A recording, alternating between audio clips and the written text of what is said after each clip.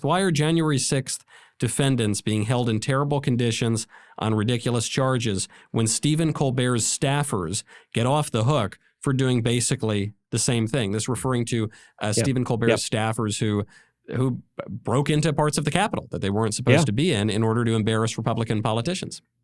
Because the Biden Department of Justice is fundamentally corrupt and political. It is politicized. It is weaponized. As you know, I've got a book coming out in September, the title of which is Justice Corrupted, How the Left Has Weaponized Our Legal System.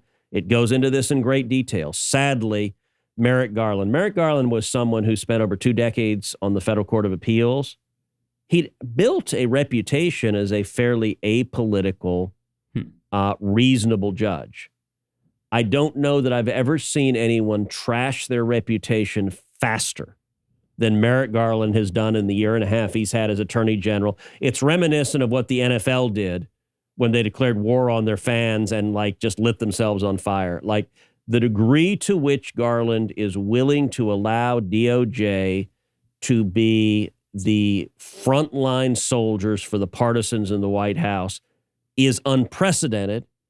And it's dangerous. And I'll tell you, when it comes to people who are wrongfully imprisoned for January 6th, I have been pressing on it repeatedly. I've been pressing DOJ for answers.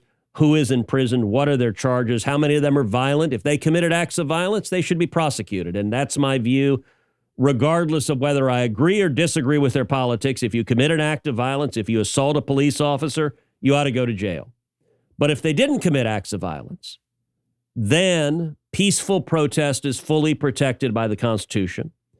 And this Department of Justice is being used as a political weapon to persecute those who exercise their First Amendment rights in peaceful protest without committing acts of violence because the Biden White House disagrees with them. And it is shameful.